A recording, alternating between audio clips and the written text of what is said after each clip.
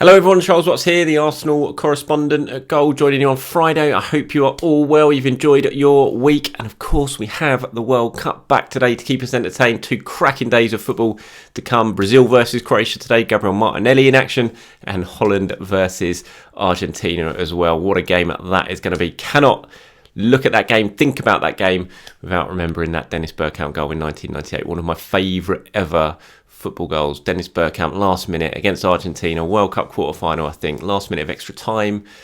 Frank de Boer's pass, Bergkamp touch. Oh, just Bergkamp at his very best. And that commentary, the Dutch commentary as well, so legendary. So looking forward to that one. And of course, England tomorrow. I don't know where you're watching this around the world, but if you're over here in England or you're in France, I'm sure you're as excited as I am about that one. What a game that could well be. Can England do it? Can they get themselves through to semi-finals? Can Bukayo Saka take out William Saliba? I'll talk about that game a little bit later on in this video. Aaron Ramsdale's been talking ahead of it. But I've got to start, obviously, on yesterday's game. Arsenal were back in action. Really fun game, actually. I enjoyed watching that. It was, I wasn't quite sure what to expect, given it's been a fair few weeks out. There's a lot of Arsenal players missing, but they played really, really well. I mean, Lyon were absolutely horrendously bad. Dreadful from Lyon. They look miles off it. If they're, I know it's still a while till League One comes back, but I think Laurent Blanc needs to sort them out pretty quickly because they were woeful. But Arsenal were very, very good. Played some really nice stuff in both halves. First half especially, played really good stuff. 3 goals. Fabio Vieira, what a goal from Vieira. And Eddie Nketiah, of course, could have scored more. Could have scored more in the second half as well. Even when the kids came on, I thought they played really, really well. Stood up to Lyon, a far more experienced Lyon side could have scored. The kids, when they went forward as well, and they played well. It was just great. And then the penalty shootout was a lot of fun. Carl Hines saving 4 penalties. I mean, some of the penalties were horrific. And the Panenka at the end from, I can't remember who it was, the Lyon player, just kind of summed up that shootout. But great day for Carl Hines, who kept a clean sheet during the match and then made 4 saves in the shootouts. Fair play to him. And it's exactly what Arteta would have wanted. And he's taking this trip to Dubai very, very seriously.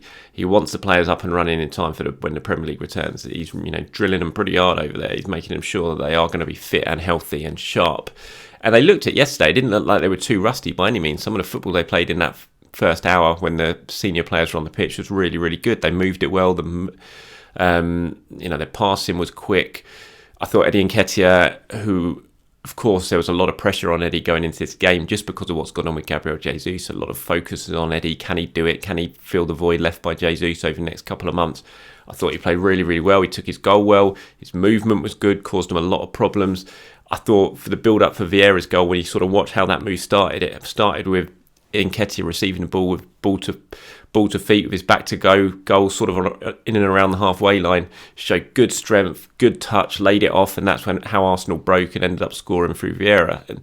And so I thought that was a really good showing from Nketiah. We want to see more than that. I said before the game that it'd be really important he gets himself on the score sheet in the build-up to the Premier League return, and he did that. Probably not the smoothest of finishes, but ended up in the net. That's all that matters. So it was a really good day for him. I thought Fabio Vieira as well. Lovely assist for Nketiah for his goal. And then his, the third goal. It's just an absolute worldie of a strike. Very kind of similar to the Brentford one, but in the opposite corner. Against Brentford, he went to the far top corner. Against yesterday, he went in the other one. It was just a brilliant strike. Absolutely picked out the top corner. No saving that from the goalkeeper. And yeah, there's something about Vieira. It's just he gets himself in positions, even when he doesn't play very well. And he did, he had a bit of a rough patch in the build-up to the break before the World Cup. But he kept getting himself in positions, and he's just got that knack. And some players have it, and some players don't. Where they just drift into dangerous positions where they don't get picked up. They've just got that clever little bit of movement to get a defender, lose a defender, and pop up in a position. Even before his goal yesterday, he had a couple of efforts that he put wide. One was saved, and he just seems to be that player. I kind of think back to Freddie Ljungberg, someone like that, who just had that knack of getting in the area at the right time to get himself a good opportunity at goal. And Vieira seems to have that. And he's still young. There's still lots to learn from Vieira, but even when he's not played well, there's always something about Vieira that makes you think, he's got something to be a really top quality player. I mean, that finish was fantastic yesterday, and his touch and his pass for the goal for Nketiah is just what you want. And I've said it before, it feels like this is quite a big period for Vieira. He didn't have pre-season. He's got 2 weeks away in a training camp, just working with the squad, every single day. And he started really, really well, and that was great. And there was just lots of good performances. Like I said, Nketiah played well. Vieira played well. I thought Odegaard played really, really well in the first half. Was pulling the strings, playing well. Carl Hein had a good evening, as I said. I thought Elneny played well. Sambi was a weird one. I gave Sambi a 6. He was the only player I gave a 6 in my ratings. I'll do the rate that I put out on goal yesterday. I'll do the ratings at the end of this video. And maybe that was a little bit harsh. I looked the game back. I watched the sort of extended highlights again yesterday evening, and I didn't realise it was Sambi's ball that sent Vieira clear for the Nketiah goal. Sambi also had quite a big part to play. He was a player who swept it wide in the build-up for Vieira's goal. So he did more than I thought. And so maybe I was a little bit harsh on Sambi when I initially watched it, because I looked at it and I thought he's the only one who perhaps didn't really take his opportunity to impress. But then when I watched it again afterwards, I thought, well, actually, he was more involved than I thought he was. So perhaps I was a little bit harsh on him. But lots of good performances. Mikel Arteta was speaking in his press conference afterwards. He was understandably very, very happy. And I think they're going to find it a lot more difficult against Milan, you would think, because Lyon were awful. I can't imagine Milan are going to be anywhere near that bad, but still very nice. And the atmosphere was good. Lots of Arsenal fans over there. They seemed to enjoy themselves. And hopefully that continues for the second game against Milan. Press conference afterwards, lots of comments or questions, as you'd imagine, to Arteta about Gabriel Jesus. Didn't really add too much more to what we already know. He was asked about if there was a timeline, and he said no. We know that he needed some intervention on the knee. Now we'll have to just take it day by day, week by week, and see where it takes us. So no further indication there from Arteta about how long exactly Jesus is out, but we do think it's going to be 2 to 3 months, something on that. And then he was asked a little bit about can you play Gabriel Martinelli down the middle when he's back? He said, we look at the squad and we consider every option, obviously, with the players we have available. There are things we can try if we need to do so. I still think, and I know there's lots to talk about Martinelli, I still think that Arteta would much prefer to keep Martinelli over on the left. He could definitely do the job that Jesus does, or he can definitely do a job as a central striker. And perhaps he'd press better than Eddie would if he was there. But I still think, ideally, for Arteta, if he would much rather have Eddie as the central and Martinelli out on the left. Of course, Arteta was asked about transfers and whether Jesus' injury was going to impact Arsenal's plans for the January transfer window. He said, what it affects is who we are as a team, because he gives us so much, and so what we can do after that, when we know the timescale of recovery and when we can have him back, we will look at all the options and try and make the right decision. So he's certainly not ruling it out, but Arteta never really rules it out in the transfer. I always think that Arteta is very good at kind of sending messages to the owners a little bit when it comes to questions about transfers. He'll never say he's happy with what he's got. He always seems to say, if we can strengthen, then we will try.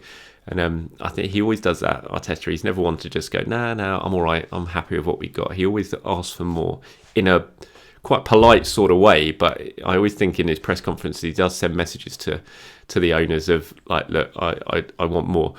He was then asked about his squad and if he was happy with it. He said, I feel like our squad is really good. Unfortunately, we've had injuries and we'll try and see what we can do to be strong. We have players, we have a lot of accompanying players, kind of talking about the academy. And we do have players that can give us performances and consistency that we need. He said, but do we have the players that can give us the performances and the consistency we need to maintain and improve from where we are? So again, that was another little thing. It was almost like it was a question, wasn't it? So do we have the players who can maintain the brilliant position that we're in, but also push us forward to try and go even further before the end of the season? I think when you look at the squad, you think no. I think Arsenal really want to push on and compete with this Man City side. And if you compete with Man City, I mean, you're looking at, history suggests us, if you want to beat Man City, you've got to get around 100 points, which is just, crazily insane. When you think of all the great Arsenal teams, how many points they got when they won the title, it was nothing like 100 points. It's nowhere near it, but that's what you've got to get to beat Manchester City nowadays. Do Arsenal have a squad who can potentially stick out the season and get 100 points? You look at it right now and you think, probably not. So they need to... I feel they need to strengthen in the summer transfer window. Surely, in the January transfer window. Surely you do. But again, that's a question for the owners. That's a question for the money men who loosen the purse strings. But hopefully, we know Arteta was over in LA with Stan Kroenke, with Josh, with Tim Lewis in the last couple of weeks before he flew over to Dubai. He was in LA meeting with them. You would think that absolutely transfers was one of the big points of discussion during those meetings. And we've not got too long now to find out to see what they do, because January is not far away at all.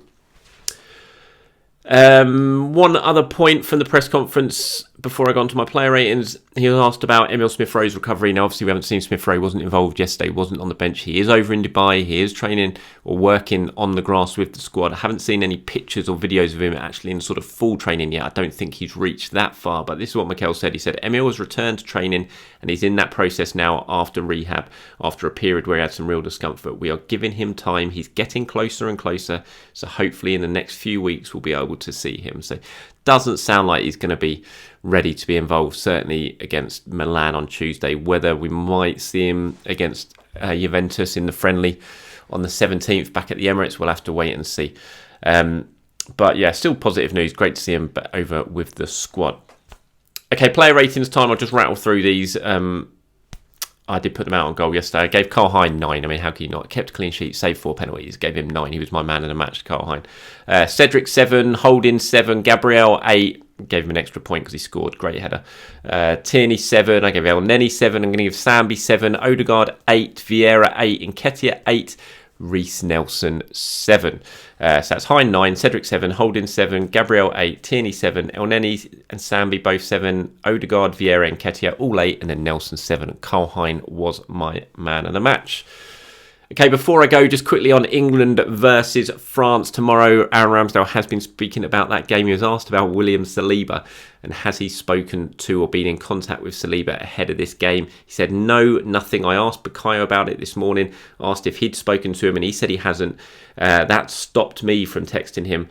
I saw Saliba speaking in a press conference about Gabriel Jesus, and he hasn't spoken to him either. So it's France team versus the English. There are no friends. Cannot wait for this game. Unfortunately, it doesn't look like we're going to see William Saliba because for some reason Deschamps isn't playing him. Doesn't seem to trust him as much as the other players in the France squad, which I'm quite happy about that he's not playing tomorrow, because I'd be a lot more fearful of the France team if they had William Saliba in it, I have to admit. But it's a cracking game. You look at those matchups all over the pitch, the quality that both teams have got in attack. It's just going to be sensational. It's too close to call. I'd say France probably just about favourites because they are the reigning world champions. But England have certainly shown that they can score goals and they can cause any team's problems. And Bukayo Saka has been at the heart of that. So hopefully he has another brilliant performance and England get the job done. But we shall wait and see. Anything you've heard, disagreed with, agreed with in this video? What do you think is going to happen England versus France? How impressed were you with yesterday's performance? Who stood out for you? Let me know, as always, in the comments below, guys. Thank you very much for watching. Please do enjoy the rest of your Friday, and I'll speak to you very soon.